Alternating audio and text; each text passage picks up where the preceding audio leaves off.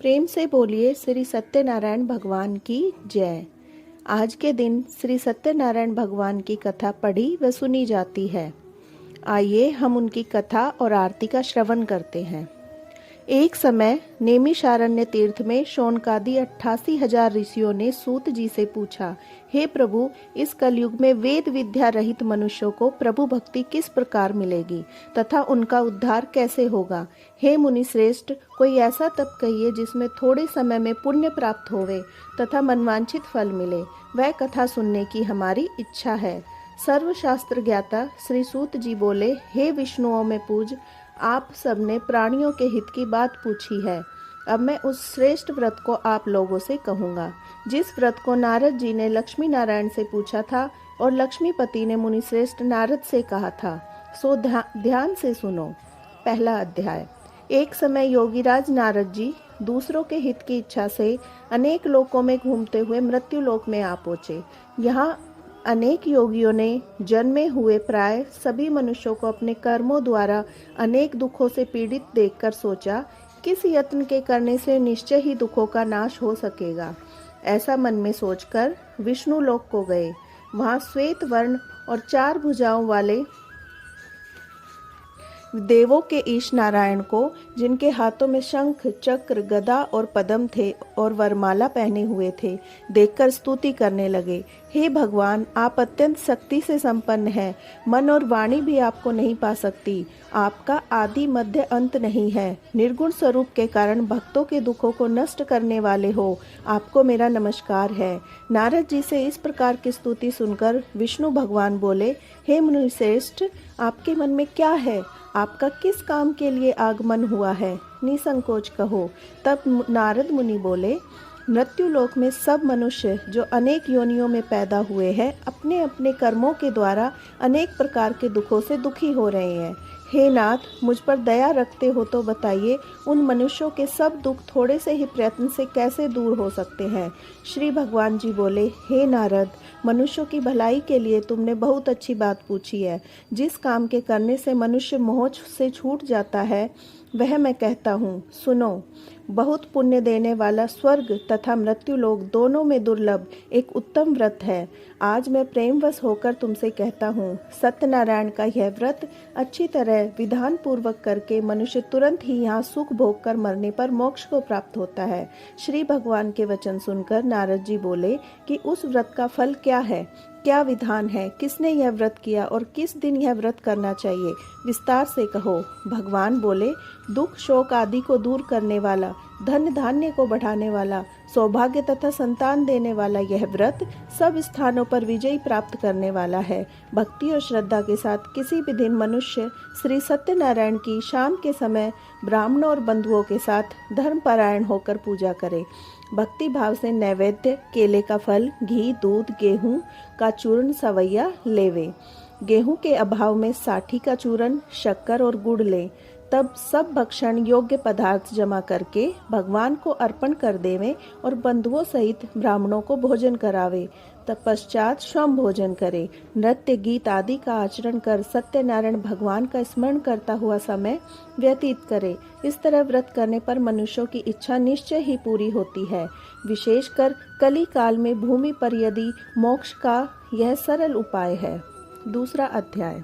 सूत जी बोले, ऋषियों, जिसने पहले समय में इस व्रत को किया है उसका इतिहास कहता हूँ, ध्यान से सुनो। सुंदर काशीपुरी नगरी में एक अत्यंत निर्धन ब्राह्मण रहता था। वह भूख और प्यास से बेचैन हुआ नित्य पृथ्वी पर घूमता था। ब्राह्मणों से प्रेम करने वाले भगवान ने ब्राह्मण को दुखी देखकर बूढ़े ब्राह्मण का रूप धर उसके पास जा आदर के साथ पूछा, हे विप्र, नित्य दुखी हुआ पृथ्वी पर क्यों घूमता है? श्रेष्ठ ब्राह्मण, यह सब मुझसे कहो, मैं सुनना चाहता हूँ। ब्राह्मण बोला, मैं निर्धन ब्राह्मण हूँ, भिक्षा के लिए पृथ्वी पर फिरता हूँ। हे भगवान, यदि आप इसका उपाय जानते हो तो कृपा कर कहो। वृद्ध ब्राह्मण बोला कि सत्यनारायण भगवान मन वांछित फल देने वाले हैं, इसलिए हे ब्राह्मण, तू उनका पूजन कर, जिनके करने से मनुष्य सब दुखों से मुक्त होता है। ब्राह्मण को व्रत का सारा विधान बताकर बूढ़े ब्राह्मण का रूप धारण करने वाले सत्यनारायण भगवान अंतर्धान हो गए। जिस व्रत को वृद्ध ब्राह्मण ने बताया मैं उसको करूंगा। यह निश्चय करने पर उसे रात में नींद आई। वह सवेरे उठ सत्यनारायण भगवान के व्रत का निश्चय कर भिक्षा के लिए चला गया। उस दिन उसको भिक्षा में बहुत धन मिला, जिससे बंधु बांधवों के साथ उसने सत्यनारायण का व्रत किया।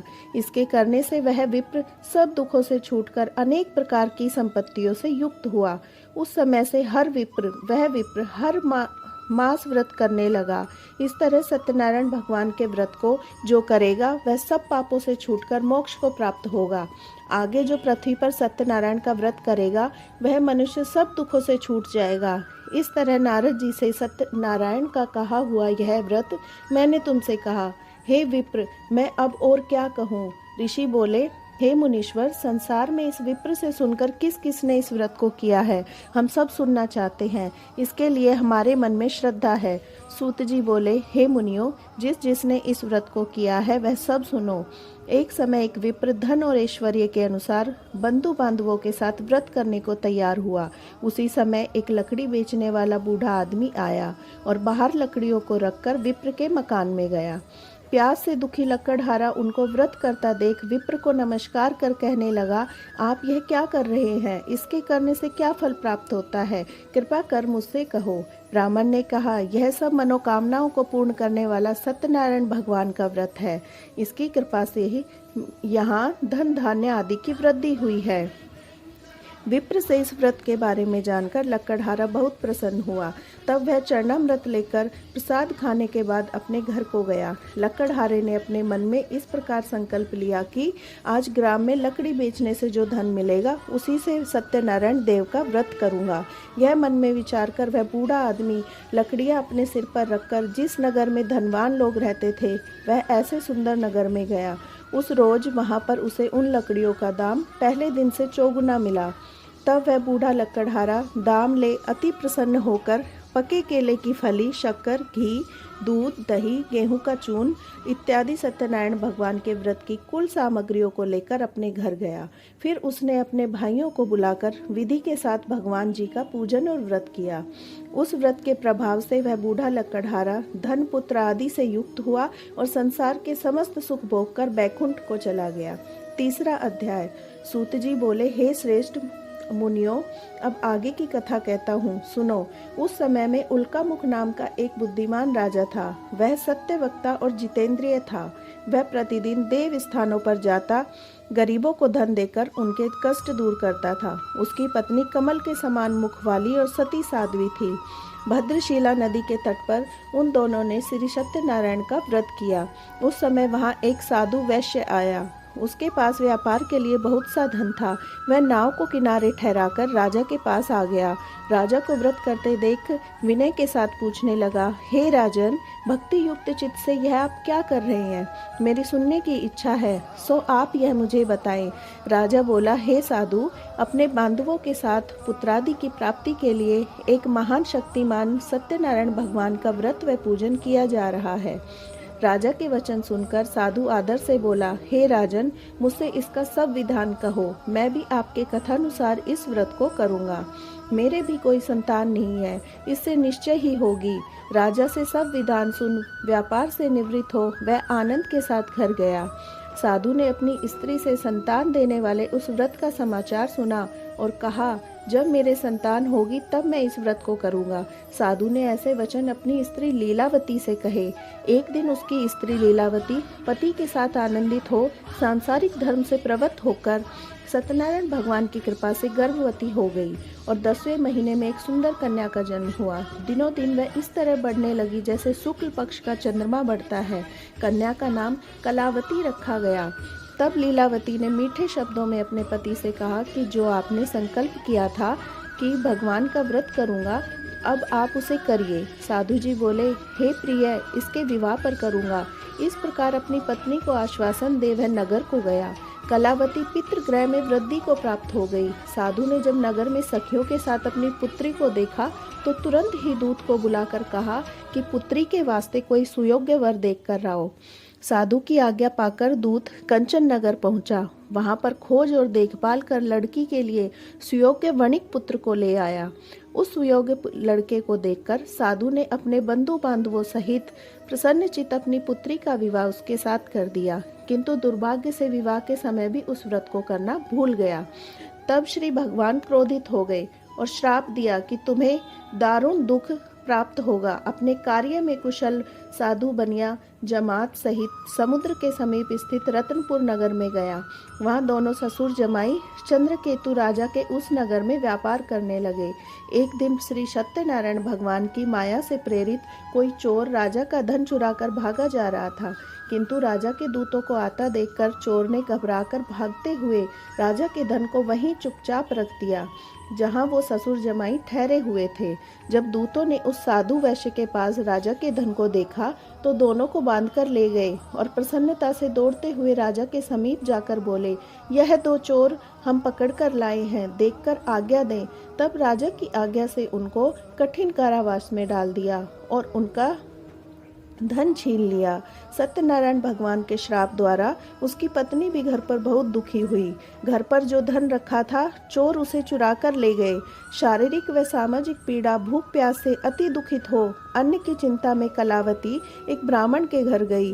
वहां उसने सत्यनारायण भगवान का व्रत होते देखा, फिर कथा सुनी, प्रसाद ग्रहण कर रात को घर आई।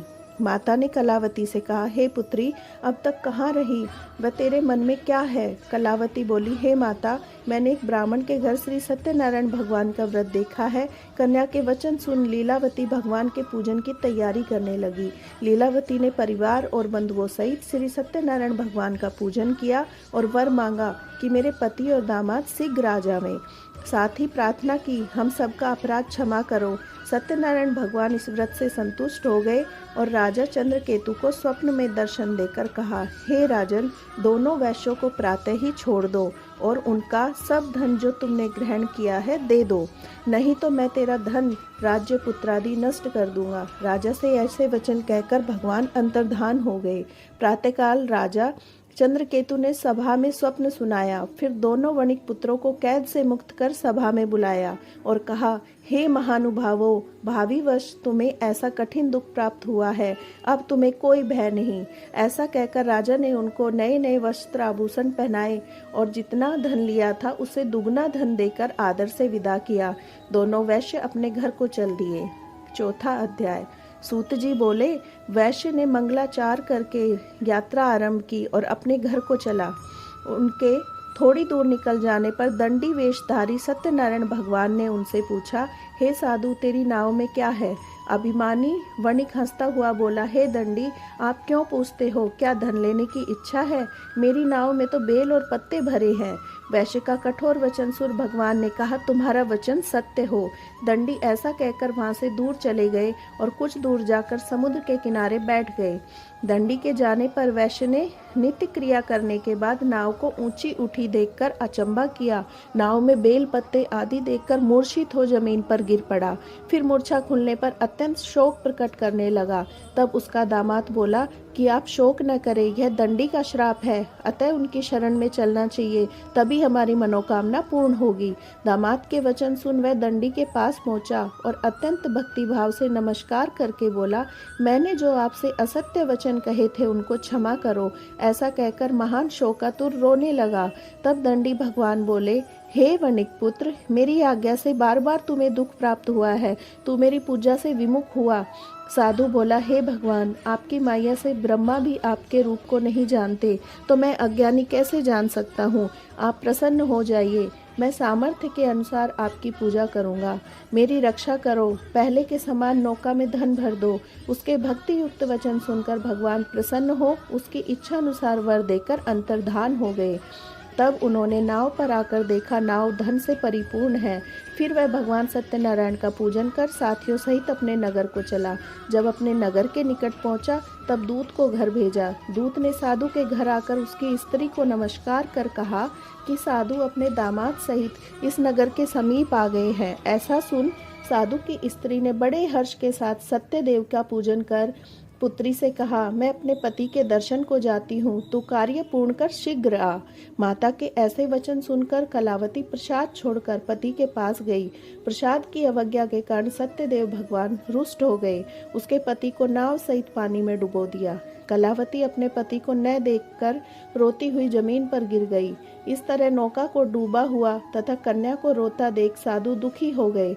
बोले, हे प्रभु, मुझसे या मेरे परिवार से भूल हुई है, उसे क्षमा करो। उसके दीन वचन सुनकर सत्यदेव प्रसन्न हो गए और आकाशवाणी हुई, हे साधु, तेरी कन्या मेरा प्रसाद छोड़कर आई है, इसलिए इसका पति अदृश्य हुआ है। ऐसी आकाशवाणी सुनकर कलावती ने घर पहुंचकर प्रसाद खाया, फिर आकर पति के दर्शन किए। तत्पश्चात साधु ने बंधु बांधवों सहित सत्यदेव का विधि पूर्वक पूजन किया। इस प्रकार वह इस लोक का सुख भोग अंत में स्वर्गलोक को गया। सत्यनारायण जी की आरती।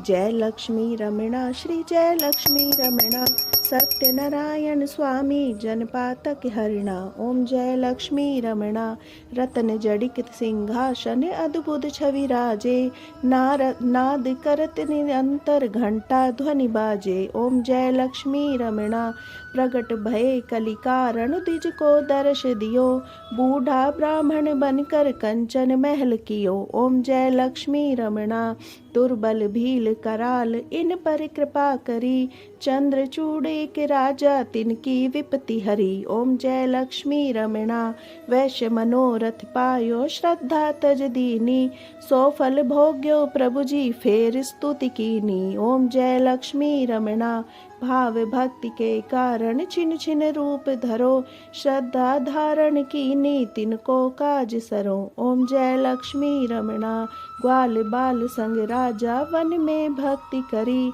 मन वांछित फल दीना दीन दयाल हरि। ओम जय लक्ष्मी रमणा, चढ़त प्रसाद सवाया कदली फल मेवा, धूप दीप तुलसी से राजी सत्यदेवा। ओम जय लक्ष्मी रमणा, श्री सत्यनारायण जी की आरती जो कोई जन गावे, कहत शिवानंद स्वामी मनवांछित फल पावे। ओम जय लक्ष्मी रमणा। बोलो श्री सत्यनारायण भगवान की जय। सत्यनारायण भगवान की जय।